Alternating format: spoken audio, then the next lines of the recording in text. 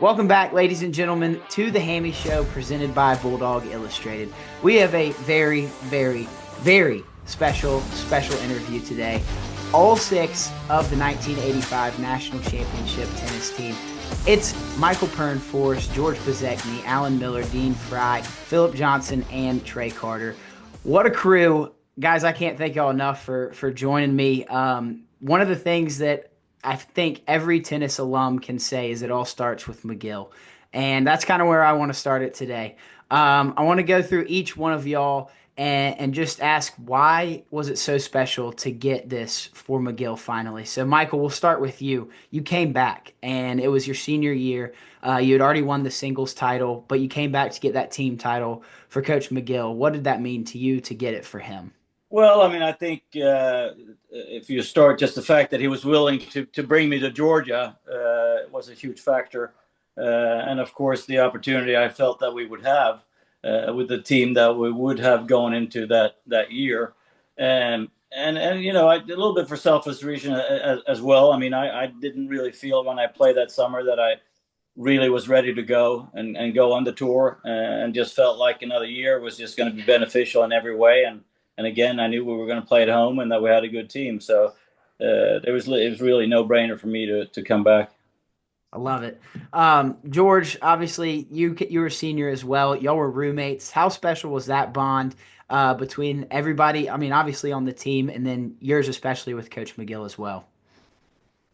Well, special going through with four seniors and of course Alan and Deane I started out with, and then Mikael joining later on, and it was great. Of course, with Trey and Phillip also.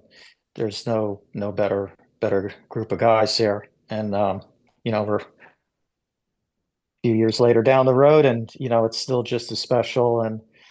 And I think, yeah, I mean, of course, Mikael was a huge addition, and it was with him returning, we all have to thank him for returning to school and coming back to help win the team title. Um, as far as Coach McGill goes, there was that was the best thing ever to leave our leave the last team match, and just present with him the trophy for everything he's done for myself, and I think for every other person that ever went through, and everybody else on the team.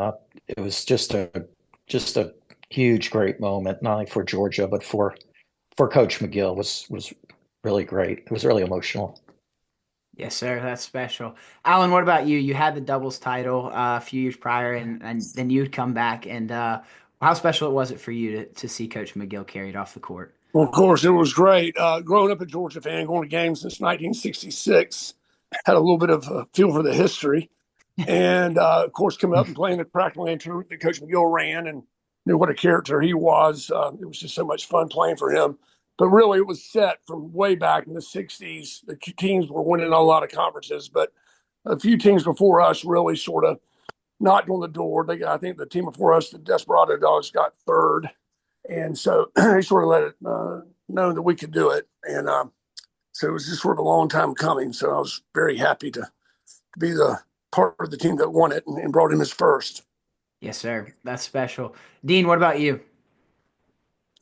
Man, I tell you what, I couldn't be associated with a better group of guys, and just what we went through for, either 2 years or 4 years. The camaraderie that we had was super special, and how tight we were. That certainly added to our strength. To be able to come together and play like we did. I mean, hey, I was only glad I pulled out that match against Southern Cal. I mean, that was the biggest match I won in my career, and that was super special moment. And just looking at that grandstand behind Phillip right now, man, what a special place. And to do it for McGill, I mean, what a super special guy that he was. And going into Georgia, no one had. I didn't. I didn't have the background of going to football games since the 60s and the Cracker Land and all that, being from Virginia. But just what McGill put together was super special, and just so glad that I could be a part of it. That's awesome.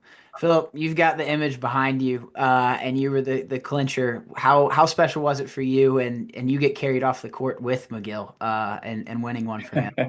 Well, I tell you what, Michael coming back in the fall of 1984, I don't think we wouldn't have done what we did without him returning. So hats off again, Michael, always. And Well, McGill, I wouldn't have come back if it wasn't for you guys. yeah, we appreciate you, brother. I wasn't that good of a player as a junior, and McGill took a chance on me, and I'm so grateful he did. What a human being he was, what a coach he was. He lived and breathed Georgia, and he lived and breathed it in us, and we would do anything for him. We would do anything we had to do to get a win from him. It's such a fantastic time in my life. I think about it maybe every day. We would take Coach DePalmer's money too. Take my money too. I love it. I love it. And then Trey, I mean, you were the young buck, the freshman. What was it like for you to walk into a locker room like this with all these studs and Coach McGill, who obviously did so much for you, but winning one for him as well? Yeah. Well, one thing I want you to do during this process, and it never happens, is I want you to go in reverse order so that I'm not always last. I'll go reverse. I came here, I was 18 years old. Not that that's abnormal, but I was very young to be on a team with 4 seniors, and probably needed 4 seniors as much as any freshman that's ever come into Athens. I was a Georgia boy and a Georgia fan. I didn't go to as many games as my dad went to Clemson, so it was a little bit, I wasn't like all in on Georgia all the time. I did play at Crackerland. In fact, I played Danny Granat in the 10 and unders at Crackerland, and we split sets, and he walked off the court, and I didn't know you could take a break when you split sets. I'd been playing tennis, and I got very upset with Danny. But I've known Coach McGill for a long time, and when I came in, I was very intimidated. Michael was intimidating, not because of the way Michael is, but his performance, his accolades, how good he was, and the fact that he was coming back was intimidating. And I was very eager to earn my spot. And see, I didn't come in and coach say, well, you're going to be 6.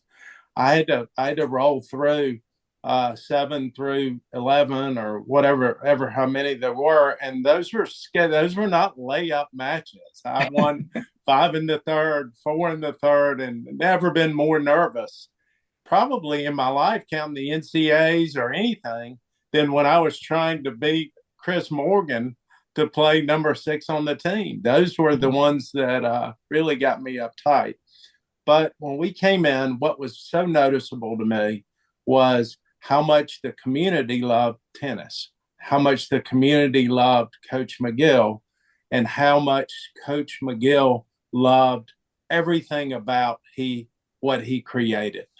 If there was a weed in a garden, it was a DEFCON 5 issue. He was going to get it pulled, whether he pulled it or James Payne came. There was a meticulousness about, we do things all the way. We do it excellent. And I think our team, with Michael, George, Alan, Deane, all those guys being here and being settled in that before, we had fun, but there was a seriousness when it was time to be serious that I don't think I would have had otherwise. I would have drifted. But these guys, I'm just so fortunate that I happened to be the freshman.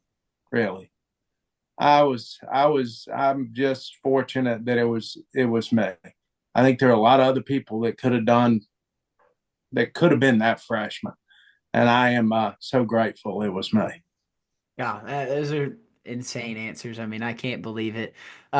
Dude, just the fact that all six of y'all are sitting in front of me. Obviously, it's a Zoom call, and not many of you had even done Zoom calls, but it's so cool to be in y'all's presence and hear y'all talk about the legend that is Coach Dan Magill.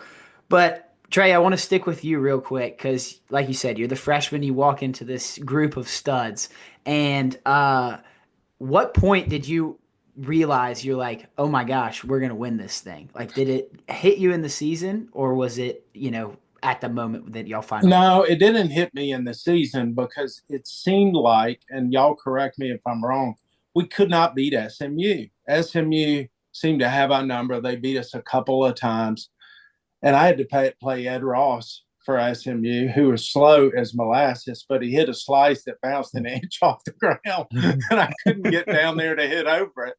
It drove me crazy, but I knew we were good, and I knew that Alan and Michael were almost unbeatable in doubles. Michael and George were, and at times Alan were almost unbeatable in singles. I just wanted to hold my own. I felt like if I could hold my own, and George and I could hold our own, I knew Phillip was going to rise up. Deane was a senior. It all had to come together. We had bumpy points where some of us weren't playing well, some of us were really playing well. I think when it occurred to me, there's a certain feeling you get when you get that I got when I got on that Henry Field Stadium during an NCAA tournament. And if I was a 7, I became a 9. And all of a sudden, I was just better than I was. And I remember the string of people that I was having to play at number 6. And you won't know these names, Hammy, but I played Tim Possat at number 6, Eric Rosenfeld at number 6, and Ken Diller. These were really good players that were older than me and guys that had played 2 and 3. And I just felt invincible with that kind of support in that crowd. So about 2 matches into the tournament, there was a buzz that I started feeling that we really may go all the way. We're going to win it this year. But I didn't have any experience. I didn't have anything to compare it to. I'd be curious as to when the other guys maybe felt that. Yeah, I mean, anybody can pitch in. Yeah. I want to hear everybody. No, I mean, I think that the home crowd in Athens, I mean, there's no doubt that that's going to be inspiring, and that 98% of the people in the crowd are going to be for us. So certainly that's you feel good when you go out and play on that courts or those courts for sure. But I think that we also we had such a great singles team. I mean, we just knew that going out and playing the singles that was our thing. We played good doubles, but we knew that, our solid side was just a great system of singles players. Yeah. I think going into every match, we felt like we really only had to win like one extra match because we knew we were going to pick up like 4 wins. Right. I mean, really, we just needed like 1 win between 3 other matches for the most part, something like that. It was crazy. It was like, because that's just, that's what we were used to. We always had 3 or 4 wins and just needed that 1 or 2 extra wins to squeak it out. So, I mean, we had the confidence that we were going to be able to do that. Definitely. Also, Yeah, just on Deane's point, on Deane's point, one stat is we won the SEC conference. We ran through the conference, clinching all matches in singles. We were undefeated. Is that true?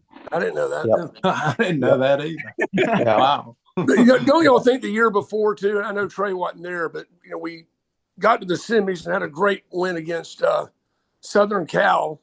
Went indoors late and very emotional, and really didn't have much the next day in the tank. And got beat by Stanford. We fought them pretty hard. We got beat, and I thought that was also very helpful going into next year, sort of knowing how to manage our time and energy a little bit. I thought, Definitely. So Alan, I know, I mean, you're the doubles guy. You and Michael played together. You had won a doubles title already with Ola, and y'all were, how the format of tennis used to be was singles first, and then doubles were individual points, first to five. So did that kind of piss you off that you didn't get to the doubles point, or were you No, I just? was very happy. I was very happy with the pressure. I'm the only distinction, the only person that's lost an NCAA match with Michael. Michael won 20 straight singles matches, team and individual. And I'm the only person that brought him down to a loss. I think we lost a team match, like I said, against Stanford, against can't remember who it was with Letts and somebody. Michael, do you remember? Yeah, I can't remember who, but again, I mean, and then we lost twice in the semis. Yeah. When you're on your way to winning those two great titles. Yeah. But, I was happy that we won it in singles. Trust me. Yeah, that's the thing too. Is that, I mean, with the doubles, and we knew we had a solid team, but you just don't know. I mean, the margins are so small that if you can get out of there without looking good winning it in doubles, we just take the singles wins. Yeah, definitely. Absolutely. Right. No. Trey, you mentioned SMU. Didn't we play them twice that year? Once at the indoors and then once in the regular season. What's that? SMU that year. If I remember, we lost to them. Then there used to be like a national fall tournament we played at. I think it was a national indoors. Yeah, we played them. We played them at Trinity or somewhere like that. I mean, I was in school like a month and we played them, it seemed like. Mm-hmm. And then we played them maybe in the national indoors. We played them in a dual match in Athens. Yeah, we did. We beat them. Yeah, we beat them. We did. Okay. Yeah, we beat them. Yeah. It came down to the last. Yeah. Is that when we resurfaced the courts? Yeah. We just slow them down. Slow those things down. Yeah. Except court 3. Yeah. Slower than the French Open. Court right? 3 had to be a little slicker. Yeah. A little less sand in there. Yeah. A little less. Yeah, that SMU dual match was amazing during the season. When we had to go. Yeah, we played. It came down to 4-all. It came down. Yeah, and their courts were fast. Yeah, but we played. Yeah, that's awesome. So y'all mentioned the crowd a little bit. I mean, obviously, Michael, you've played in front of some crazy crowds at the professional level, but nobody that came to Georgia, any of the other schools that came, had ever played in front of a crowd like that. What was the advantage that this tennis community and playing in Athens gave to y'all? I know y'all touched on it a little bit, but truly, like, having 5,500 people to your backs is got to be the coolest feeling in the world. Oh, of course. I mean, it's interesting because I think the first time I was really asked about a crowd was when I played LeConte in the semifinals of the French Open. And the question was afterwards, I mean, did you feel that? Did you feel that they were behind him and such a big crowd? And I was like, if you played against, somebody at Clemson with their 200 people, that's worse than having 50, in Paris. So it's, and I think it's one of those things where if you remember back and you thought that, people at Clemson were jerks, or at LSU were jerks, but at Georgia, we were just a big number. And I can't remember our crowds being jerks to the opponents. I might be wrong because I just don't remember it correctly. But I mean, it was just the amount of people that we had behind us because we always had much bigger crowds than anybody. It is truly insane. I mean, looking at the picture behind Phillip, it's so cool to see. But the coolest part about it is the route that y'all took to get to that title. You go through Stanford, USC, and UCLA, the big three out of California. They'd won every single team title ever in tournament tennis. And after that, besides the 87 team and 99 team, until 2000, the turn of the century, USC and Stanford won all of them still.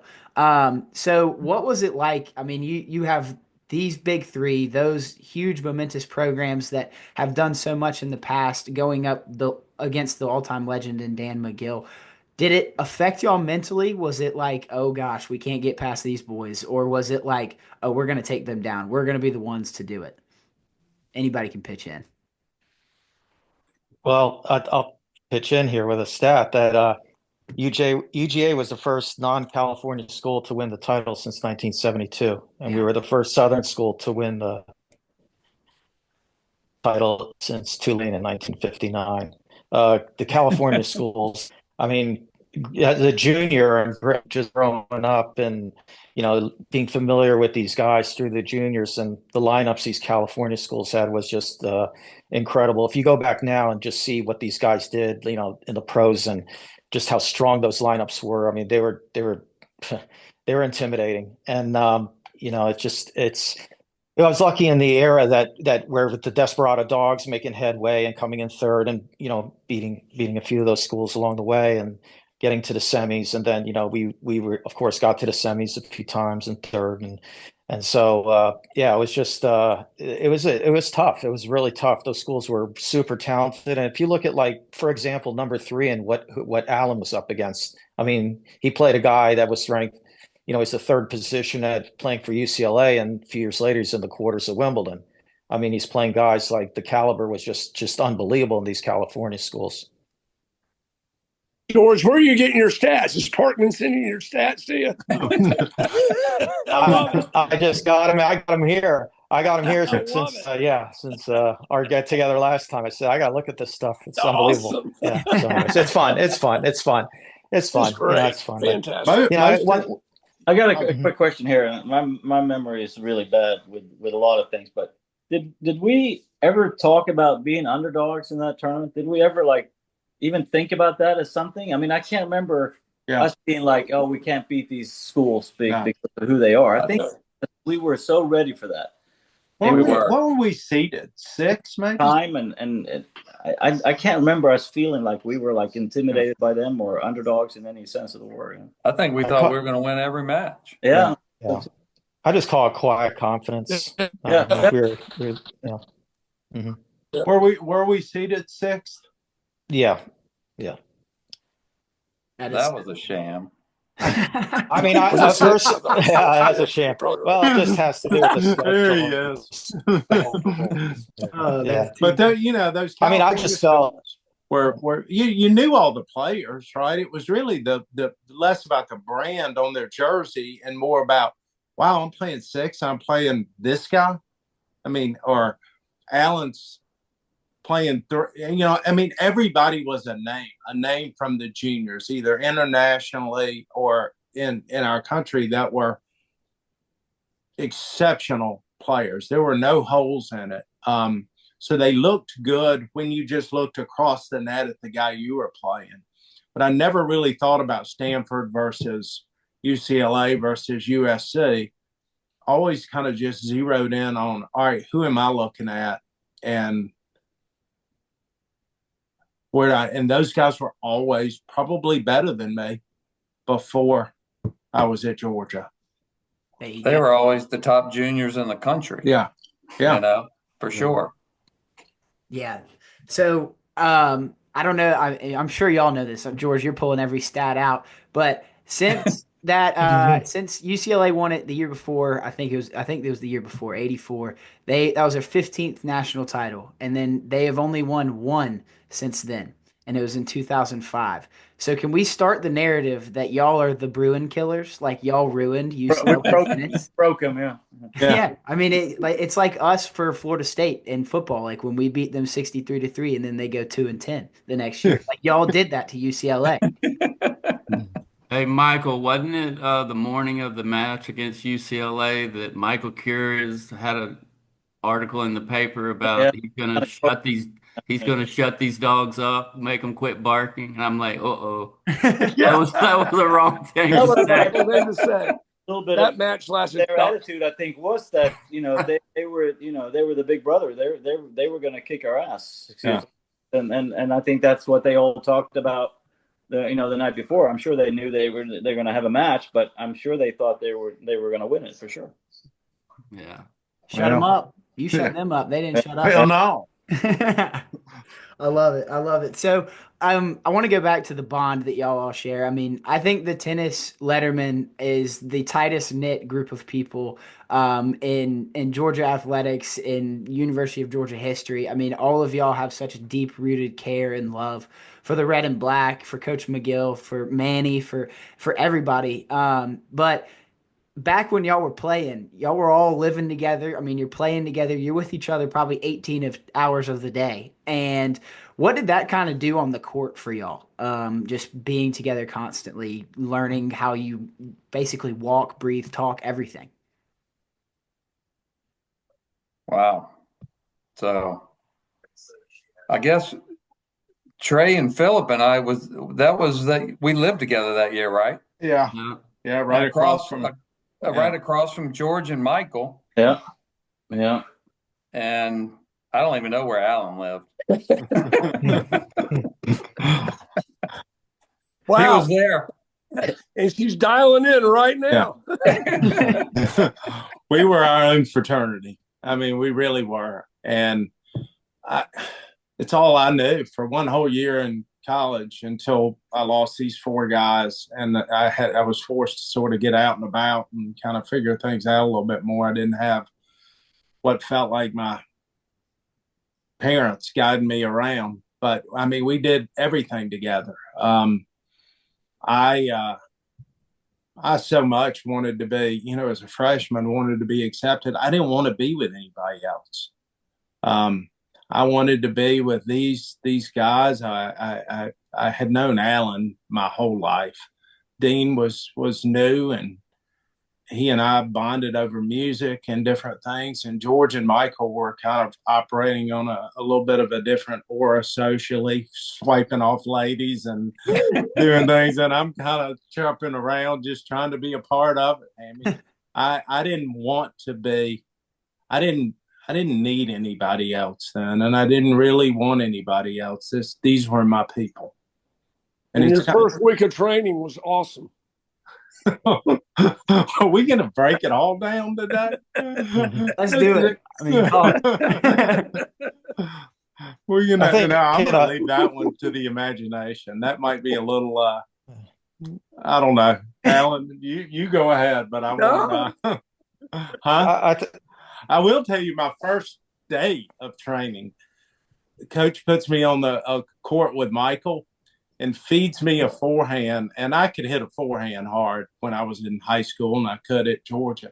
And I knocked the crap out of it right by Michael. Michael won't remember it. And coach turned to me. He thought it was a foot out, and it was in. He turned to me, and he's like, well, that's exactly the kind of big ag shot we want you to leave in high school.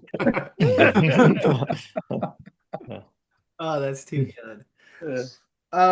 So I want to talk to George and Michael about the singles final. I mean, y'all have said it so many times in so many articles that John Frierson has written, but it was after being such an electric atmosphere for the team title, it was kind of weird when y'all two played against each other. And but it was still a special moment because you knew a Bulldog was gonna come away with the national title.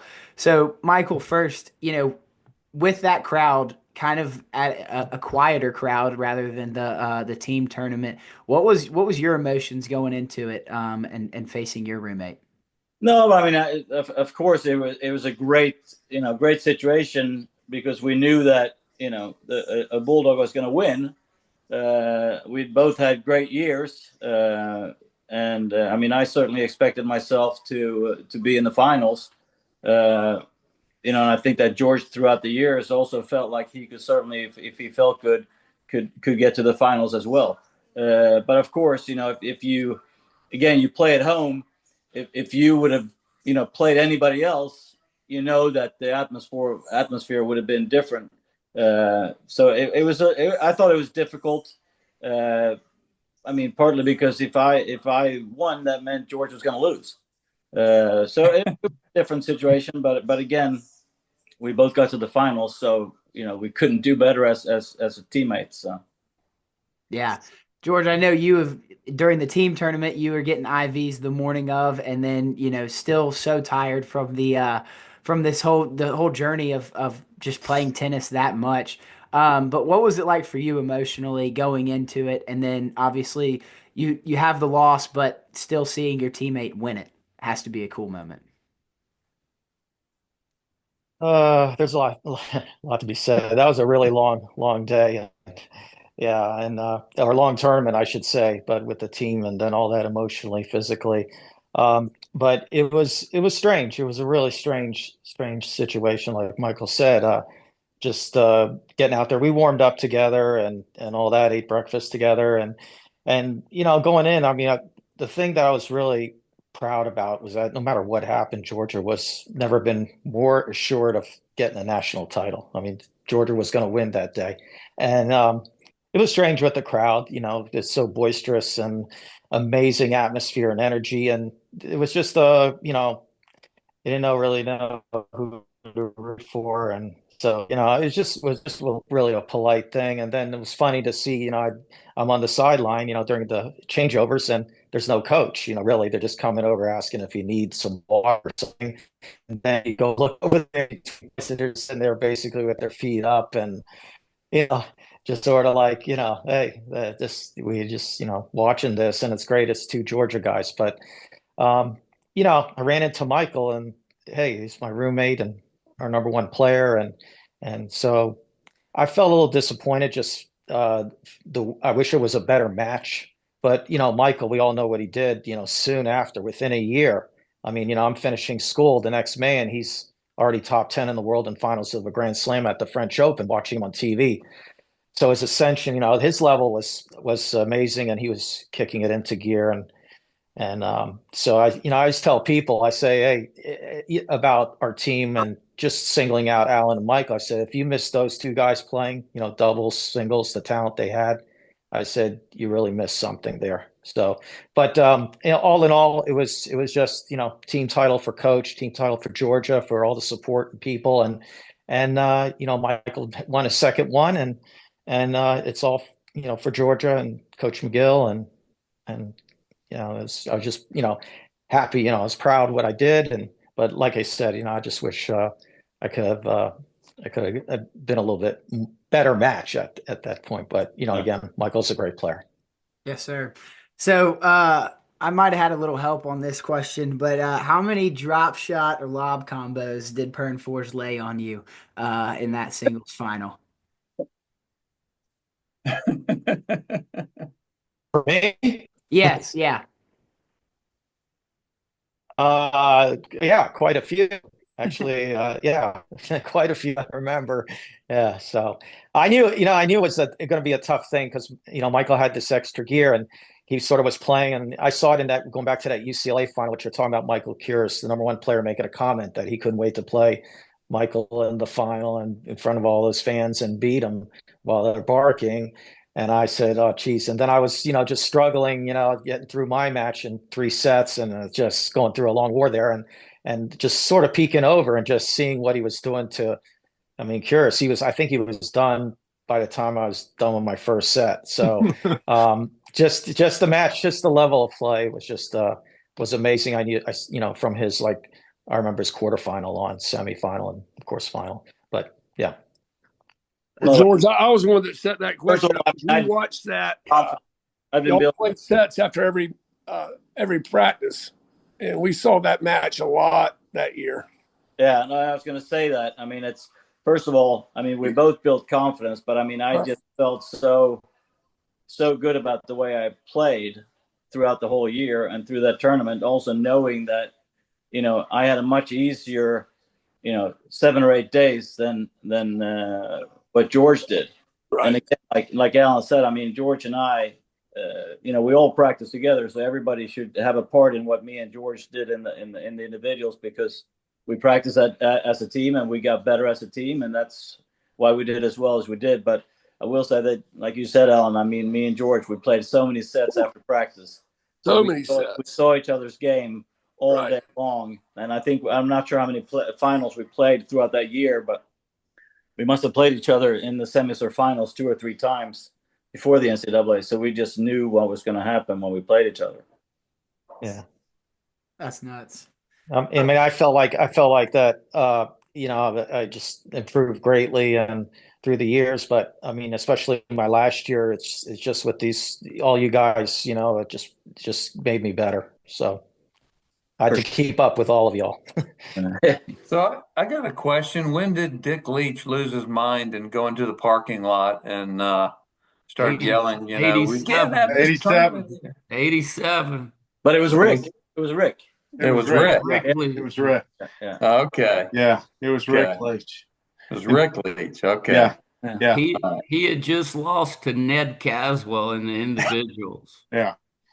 And he had as Coach He had McGill a would say, full- just a conniption meltdown. fit. He had had enough of Georgia tennis. Yeah. Yeah. I'm convinced that's the year that the move was on. It's been in Athens long enough. Yeah, exactly. But it's a bit strange, and you might know more about this, but I can't remember. And of course, we all left school after that, but I can't remember there being too much complaining about it being in Athens when we won it. No, I think here's what I think. Started Michael. then, or if it started later, like No, I think everybody gave this team, on paper, could argue that this was the best team in the country. And I think in '87, I don't think people felt that way. And I think they really strongly felt USC was undefeated coming into the NCAA tournament and looked unbeatable, and they were loaded. And they had beaten us pretty handily at the Blue-Gray, and we beat them. And I think there became a groundswell, probably driven by Leach, that this home field advantage is taking the second or third or fourth best team in the country and pushing them over the top. Now, that's just my opinion. But that number 2 player of theirs kick-started that crowd pretty good. Okay. Yeah, and I mean, they had some characters on that team. I mean, you know, a double bird at the crowd early on is not going to go well for you. Okay? That was my strategy. I mean, Phillip, it was Phillip awesome. will tell you, I hit a bad lob on purpose. He flipped, hit a left-handed overhead, bounced it over the Hall of Fame, and gave a double. It was a cool move that he did. The double bird going to the crowd was not his best play. Yeah, it was not. I thought there was nothing better than a bad lob. yeah.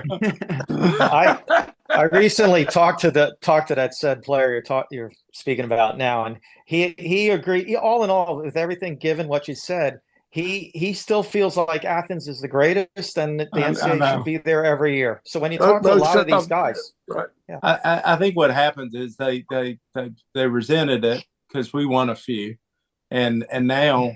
I mean, I don't know. I went to Florida a couple of years ago for the NCAA tournament. If you call out the family members of the players, there's maybe 100 people down there. Yeah. It's really a disappointing turnout. Yeah, you know, our turnout got a little weaker when we went from quarter to semester. Yeah.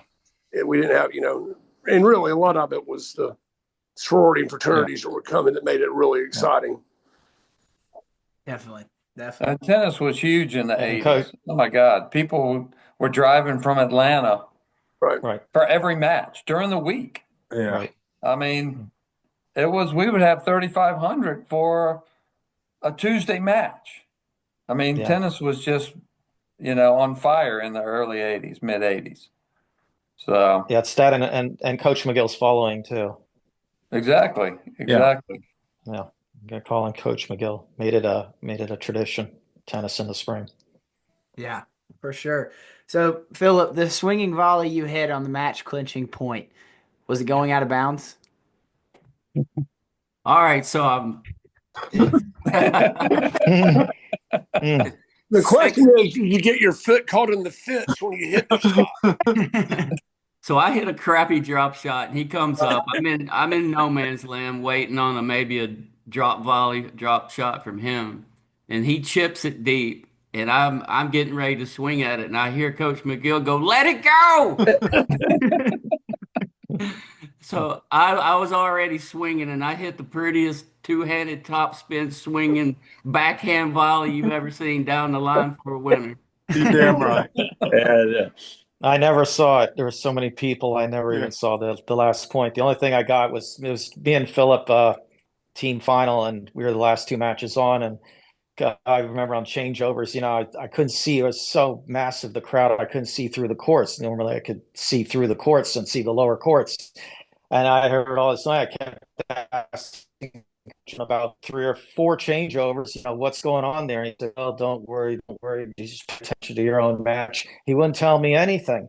And so I go into that like 5th changeover. I go over there, and coach comes calmly up to me, and I thought he's gonna, just, and he comes up and he kicks my water bottle. Water's flying. He's going, "Goddamn son of a bitch, blue match point." So much for him keeping us cool. Yeah, no, I had blown 6 match points prior to that. Mm-hmm.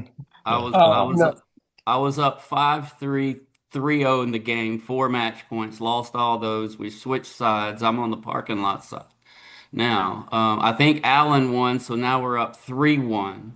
I have 2 more match points at 5-4, lost both of those. As soon as I lost those, George wins. And I go to the back curtain, and I've never told anybody this, but I started crying. I was so nervous. There was people hanging on the fence, like a 12-foot fence. They had climbed it and was hanging over, and I'm in my towel crying. And I don't remember any part of the last 2 games except the last point. And Yeah. We were lucky the fire marshal didn't decide to shut down the place, because that's what I heard. It was very close. I had never felt pressure like that before and since. That is crazy. That is wild. So George, I know you like, I mean, it was so packed in between the upper and lower courts. You couldn't even get down to court 5 when Phillip won it. And they were already carrying him off the court with Coach McGill, and you're stuck up in the crowd trying to get down there to celebrate with these guys. What were you like saying? I mean, did you truck a fan? Were you about to throw punches? Like what were you doing?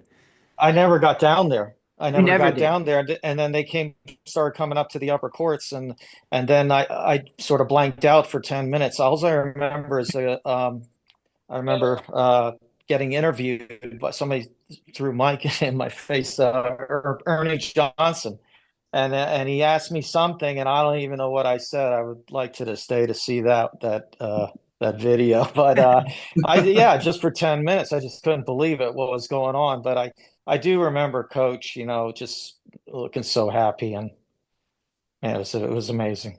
I And remember for everybody that was there supporting us. Yeah.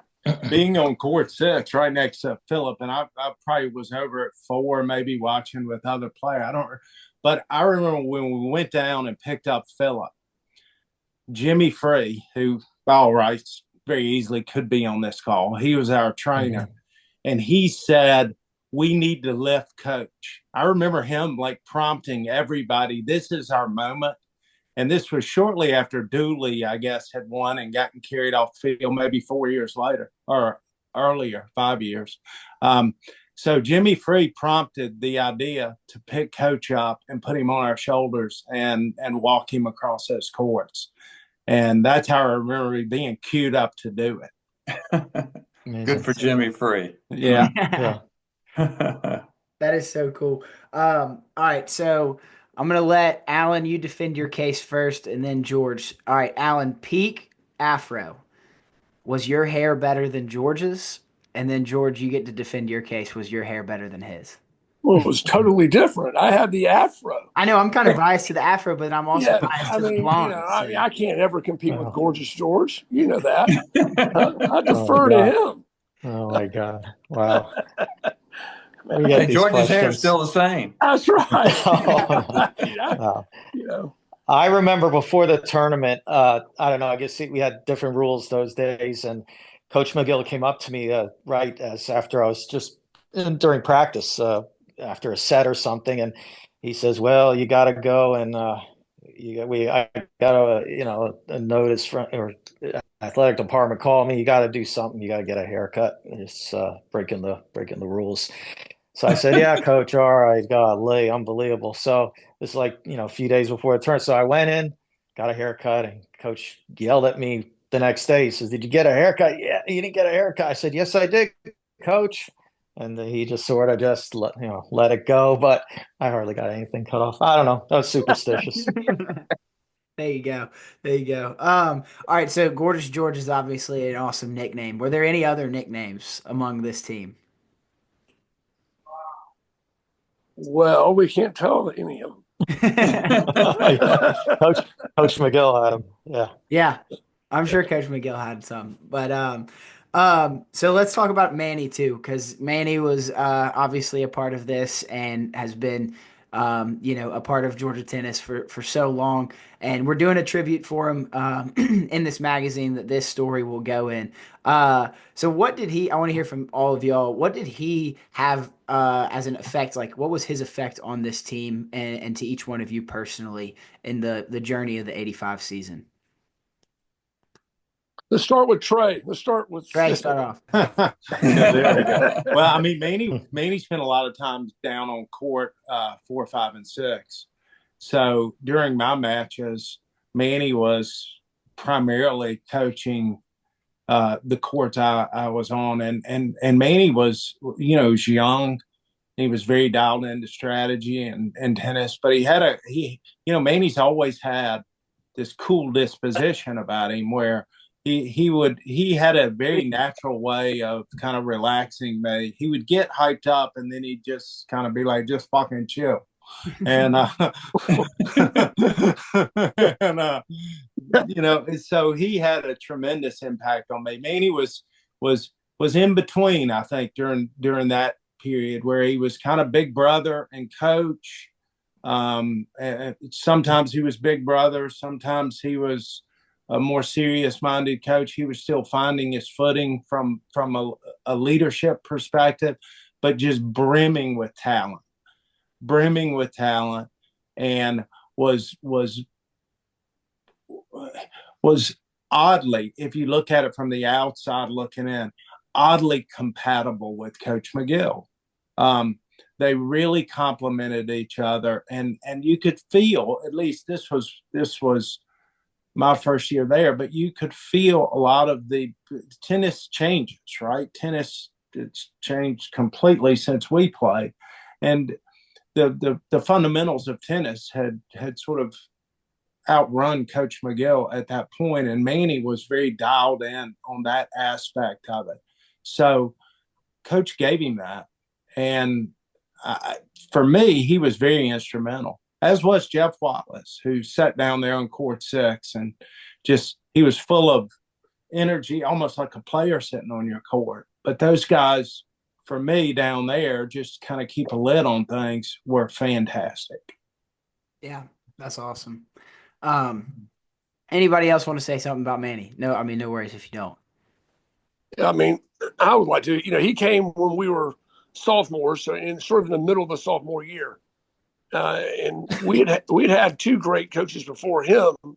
We hated to lose. Norman Holmes was a great player and great coach. And then for a little interim, we had Bill Rogers, who was also fantastic. But what Manny's best trait, in my opinion, was that, you have to treat everybody fairly, but you don't have to treat everybody the same. And I think Manny really knew how to treat people different. I needed a kick in the butt. I would sometimes feel sorry for myself, and he would just say, get over yourself. George, on the other hand, needed somebody to take a little bit more time. What McGill would call it with kid gloves. I think Manny was really good with treating us fair, but not the same. And I think that was his best attribute as far as, the 3 years that we were with him that I witnessed. And obviously his record after that is unbelievable. His shining moment, really, during that '85 season is when he took George to the emergency room to get IV fluids before the finals. I mean, that's when Manny really thrived, I think, as a budding head coach. Oh my God! Wow, that's a whole nother segment. Simply, yeah. I mean, as far as Manny, it was a great addition, Manny, when he came in. Again, it was my sophomore years, and but as far as like coach, was just an unbelievable motivator for me, and saw Georgia and what it meant to play for Georgia, and Manny was great on the court, as far as like just scouting opponents and tactically and all that. Yeah. I want to say that. I mean, my parents had spent thousands of dollars on lessons for me before I got to Georgia. And until Manuel pulled me aside one day and said, "Who taught you how to volley?" I'm like, "Well, I've been to voluntaries, I've been to Hopman's, I've been here, I've been there." And he said, "We're going to work on your volleys." In 3 days, he taught me how to volley, and I still know how to volley properly thanks to Manuel in 3 days. And it was after he taught me how to volley my junior year that I really progressed as a player. So without that help, that technique that he taught me, I would not have been the player that I was. And I still use the same volley that he taught me today. That's So, amazing. I mean, that was, he was all around. He had, the leadership as far as trying to figure out who he was, to us, but he had the technique, and, he was a well-rounded player himself, obviously. So it was, that was a big addition to my game, learning how to volley. And for years, I tried to learn how to volley, and he did it in 3 days. So That's No, amazing. I think that's what you say there, Deane. Is so important. Is that, I mean, he had the playing experience, and then he I think he had a calming effect as a coach, and then Yeah. the fact that, I mean, he knew so much about the technical side, where he could see things very easily and correct things very easily. Right. That's amazing. So I know it's getting late. We've been on here for like an hour, which is, I mean, we could keep talking forever, but I got a few more questions. First one is maybe a dumb question. But Michael, were you just like born cool? Like, are you just the coolest? I'm not that cool. No, you're pretty cool. Smoke and mirrors. I mean, when you speaking of mirrors, like when you look in the mirror, you're like, damn, I'm cool. Like you got I'll tell you how cool he is. I went to Paris the following year after he got to the French Open final the next year. We're walking around, we're going to dinner. I don't know, Michael remembers this, and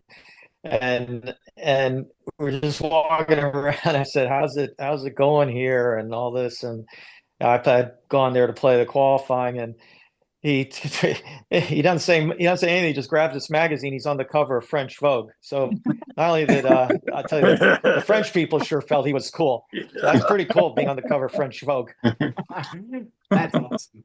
That is too good. All right, Deane. So I want to talk about the SECs a little bit. I was assisted on this question as well.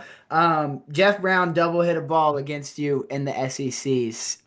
Take me back to that moment. I was told to ask that question. Oh my gosh. Somebody else has got to tell me. I mean, I kind of remember, but I can't get you the details on it. Anybody else remember the details? I mean, Jeff Brown was, I mean, my gosh, that's, does anybody else remember the details on that double hit? Well, I mean, I remember enough to tell Hammy to ask you the question. He fessed up. So, I mean, it's such a blatant double hit. The ball bounced inside the service line, and he's going to hit an overhead on it. He tips the ball on the top of his racket on the overhead, and then just hits a little forehand winner. He did. And just gracefully acted like it never happened. Deane, your head almost blew off. Tip him Brown on out. Yeah, Tip him Brown. Tip him Brown. That is too funny.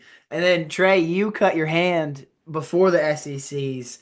It's obviously not as bad as you're the cut on your hand now, but what happened there?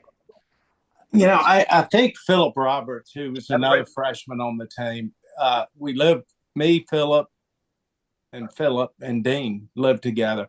And you could go we lived at Morton Square, so you could go to the Waffle House behind the Morton Square, but there was sort of a mangled barbed wire fence, and we had gone to the Waffle House and